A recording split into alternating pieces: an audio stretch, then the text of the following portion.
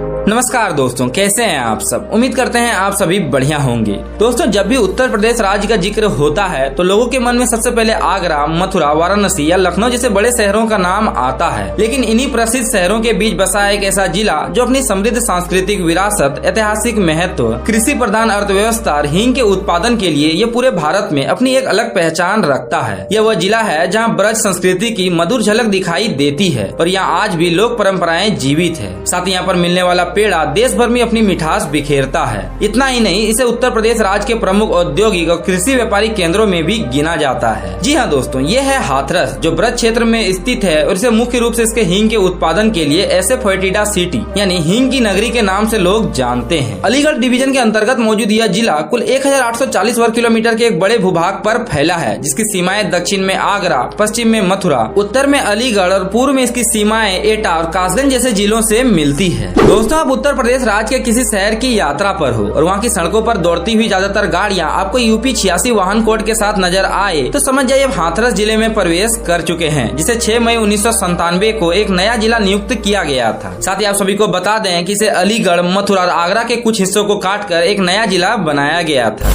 इस जिले का प्रारंभिक इतिहास सदियों पुराना माना जाता है, जो प्राचीन काल में ऐतिहासिक ब्रज मंडल का हिस्सा हुआ करता था। यह नगर श्री कृष्ण की लीलाओं से जुड़े क्षेत्रों के निकट होने के कारण धार्मिक दृष्टिकोण से भी बेहद महत्वपूर्ण हो जाता है। मध्यकाल में यहाँ पर विभिन्न राजवंशों का शासन रहा है, जहाँ जाट शासकों सहित कई क्षेत्रीय राजाओं का प्रभाव इस क्षेत्र पर देखा गया है। हालांकि 18वीं शताब्दी के अंत में हाथरस एक महत्वपूर्ण रियासत के रूप में उभरा, जहाँ पर सरदार राजा दयाराम सिंह का अधिकार हुआ करता था और उन्होंने शहर के पूर्वी छोर पर हाथरस किले का निर्माण करवाया था। बाद में यानी कि 1817 ईस्वी को हाथरस का किला अंग्रेजों और स्थानीय शासकों के बीच संघर्ष का केंद्र बना था, जहाँ इसके बाद अंग्रेजों ने इस क्षेत्र पर अपना नियंत्रण स्थापित कर लिया था। ब्रिटिश शासनकाल के दौरान हाथरस ने तेजी से वाणिज्यिक महत्व प्राप्त किया और इसे प्रमुख औद्योगिक और व्यापारिक केंद्र के रूप में इसे विकसित किया गया था। भौगोलिक दृष्टिकोण से देखें तो यह पूरा जिला गंगा यमुना के द्वाब क्षेत्रों के समतल मैदानों में फैला है, जिसके कारण कृषि को इस जिले की अर्थव्यवस्था की रीढ़ मानी जाती है। यहाँ की मिट्टी मुख्य रूप से दोमट और जलोढ़ है, जहाँ गेहूँ, बाजरा, सरसों और मक्के की खेती बड़े पैमाने पर होती है। साथ ही दोस्तों, आप सभी को बता दें कि हाथरस को भारत के प्रमुख हींग व्यापार केंद्रों में भी गिना जाता है, जिसके कारण इसे भारत की हींग राजधानी यानी कि एसेफोएटिडा सिटी के नाम का दर्जा भी प्राप्त है। उत्तर प्रदेश की सरकार ने ओडीओपी यानी कि एक जिला एक उत्पाद के तहत हाथरस जिले को हींग व्यापार के लिए चयनित किया है, जहां कच्चे हींग के राल को पीस कर और मिलाकर उच्च गुणवत्ता वाले हींग को तैयार किया जाता है और यह भारत के बड़े बड़े शहरों तक निर्यात होता है। इन सब के अलावा भी इस जिले का प्लास्टिक उत्पाद, कृषि उपकरण निर्माण और रेडीमेड वस्त्रों के उद्योग भी जिले की अर्थव्यवस्था को मजबूती प्रदान करते हैं। जिले के अगर जनसंख्या की आंकड़ों की बात करें तो अभी के मौजूदा दौर में यहाँ की अनुमानित जनसंख्या करीब 21 लाख के आसपास है, जिनमें से 60% लोग ही पढ़े लिखे और शिक्षित माने जाते हैं और यह आंकड़ा राष्ट्रीय औसत से काफी कम है। इस जिले के कुल क्षेत्रफल को अगर इसके जनसंख्या के साथ गुना भाग किया जाए तो यहाँ के प्रति वर्ग किलोमीटर के क्षेत्रफल में लगभग 850 लोगों का जनसंख्या घनत्व बनता है। वहीं लिंगानुपात की बात करी जाए तो यहाँ के प्रत्येक 1000 मर्दों की जनसंख्या मात्र 871 महिलाओं पर ही टिकी है। यहाँ की स्थानीय संस्कृति और खान पान की बात करें तो हाथरस की संस्कृति में आपको ग्रामीण सादगी और ब्रज की मिठास साफ साफ दिखाई पड़ती है, जहाँ के लोग अपनी लोक परंपराओं को आज भी संजोए हुए हैं। इस जिले की नौटंकी कला लंबे समय से यहाँ के रंगमंच का एक प्रमुख केंद्र रहा है, जिन्होंने उत्तर भारत की सांस्कृतिक विरासत को समृद्ध बनाने में महत्वपूर्ण भूमिका निभाई है। अर्थात यहाँ के स्थानीय खान पान की बात करें तो यहाँ पर देसी घी में बनी बेड़ई कचौड़ी, हींग का रायता, कढ़ी चावल और रबड़ी यहाँ के प्रमुख भोजन है। साथ ही यहाँ का पेड़ा पूरे भारत में अपनी विशेष मिठास और स्वाद के लिए लोकप्रिय माना जाता है। आवागमन की बात करें तो इस जिले में हाथरस नाम से कुल 5 रेलवे स्टेशन मौजूद है, जिनमें Hathras junction, new Hathras, Hathras city railway station, Hathras किला